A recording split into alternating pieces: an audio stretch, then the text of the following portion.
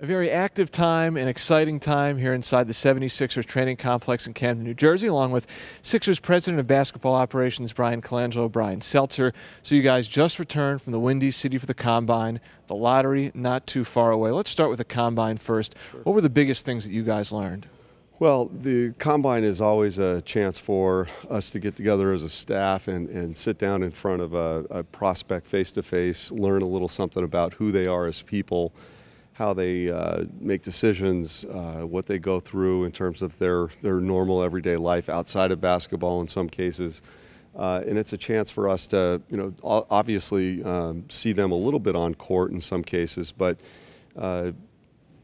we've done a lot of scouting throughout the year, and I've said this before, if we have not gotten a firm basketball opinion about most of these prospects by the time they get to Chicago, then we probably haven't been doing our job effectively. But it is a chance in some cases, for example, the head coach or some of your assistant coaches to see a player for the first time, and it gives them a chance to put a name with a face and maybe just a visual image with some of the comments that they've been reading about some of the prospects. So really the face-to-face interviews and the opportunity to interact with these players and get to know them as individuals outside of the basketball performances is something that I think is a great part of what we do. It's an indicator in terms of what kind of people we're dealing with, and what they think about and how they act and what they're like in terms of their interpersonal skills. And that's a big part of that whole character assessment, and also whether or not they're going to fit our culture. It gives us a chance to determine that.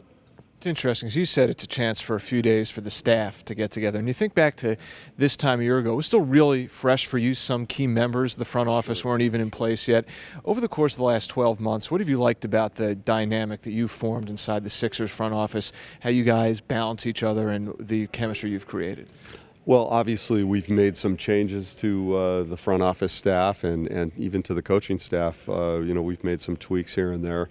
But the way I like to work is, collaborative process, basically, and we work together with things. We have a lot of input from our coaching staff on our personnel decisions. I think it's very important that the coaching staff buys into what we're doing on the personnel side in terms of making assessments about players. But to spend that time together in an environment where there's not the everyday pressures of the season and other things going on, I think it gives us a nice opportunity to bond. And for me last year, it was really the immediacy of an event like the Chicago Combine that gave me a chance to do that. Even spending time with the scouts and the assistant coaches and others. But you do it sometimes in an environment where you're dealing with players and going through the interview process, evaluating talent, on the basketball surface, or just going out to dinner with the people and being able to tell basketball stories and talk about the game and talk about other things. So it's a great productive week. It gives us a chance also to be in the same room with 29 other teams and initiate some dialogue about potential trades or just conversations about what other teams' objectives are. We get a lot accomplished over the course of the week. The way the rhythms of an NBA calendar works, it's like the regular season ends, and then from a fan standpoint, or maybe even a media member standpoint, you're like, all right, the next thing up is the draft. But as you said, you guys have been in this for a long time scouting, and not just here, but abroad. You took a trip overseas recently. Furkan Korkmaz, a pick from last year, someone you saw. What were the other things you discovered in Europe? Well, first of all, Furkan was really the first time that I've had a chance to sit down and have communication with him, and we went to dinner the night before a Final Four game of the Champions League. Great kid, young man, very articulate, spoke English very well, very confident. I liked a lot of what I saw out of Furkan when we had a chance to spend some time with him. Then watched him play a game, and he played really well, made some big shots down the stretch of a game that had helped his team advance to the final of that Champions League. So we were excited about what he means to the future of the organization. The timing is unknown with respect to when and how he's going to come. I think there's a desire on his part, perhaps, to come over now. We'll try to work it into the whole mix. There's a lot of things that we're looking at from a standpoint of roster management and roster building that will dictate, the timing. But excited to know that there's more talent in the pipeline that way. And, the fact that he's a shooter and brings so many things to the table. We also think he's grown a little bit. He's certainly added a few pounds. I think he said 4 kilos, which is about 9.5, 10 pounds. But I had a chance to speak not only with his coach, but with the strength and conditioning coach, who happens to be the national team strength and conditioning coach for Turkey. We've talked a lot about, what needs to happen with him. I put him in touch with our staff, and so they're collaborating as well on how to, best develop him physically as well. But, overseas, you see a lot of things. Number one, there was some high draft prospects that we saw, but there was also a lot of, middle second-round pick types that might be there. We have 4 second-round picks in this draft, so it was a chance for me to go through and see firsthand in some cases, or follow up in some cases, a chance to observe some of these players that would be great for a draft and stash type of situation, where you take someone with a middle to late second round pick and you bank them for the future in terms of their draft rights.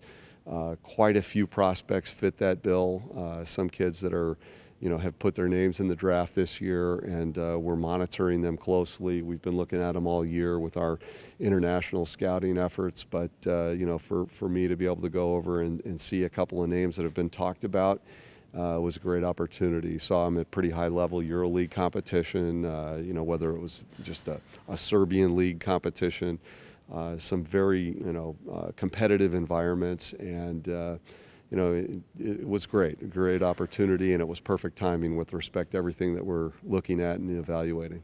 What you just mentioned kind of brought to the forefront a really intriguing dynamic that not only are the odds very favorable for the Sixers towards the top part of the first round of this year's draft, but also potentially 4 selections in the second round. So from the standpoint of plotting things out and trying to keep track of what you have, the assets, how do you manage those 2 different extremes looking at the different parts of the draft? Well, we started the year with no second-round picks and made a couple of deals. The Tibor Pleiss trade with Utah, where we acquired 2 seconds. Ultimately, also a second coming in the form of the Nerlens trade, and also in the Ilyasova trade. So basically, it's kind of changed our situation from the start of the year, which speaks to the notion of being prepared for anything at all times.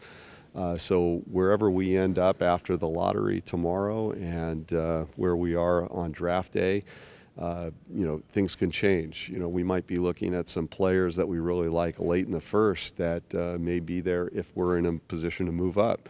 So you've got to be prepared really for 1 through 60. I've always said, as much as we want to focus on what our current draft position is, we need to be prepared for everything.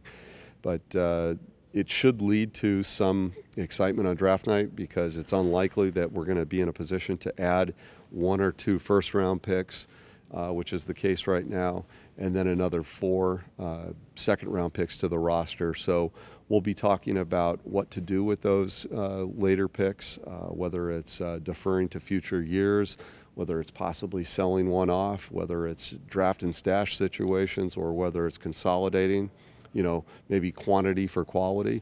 We'll be talking about a lot of things and how to possibly best use those assets.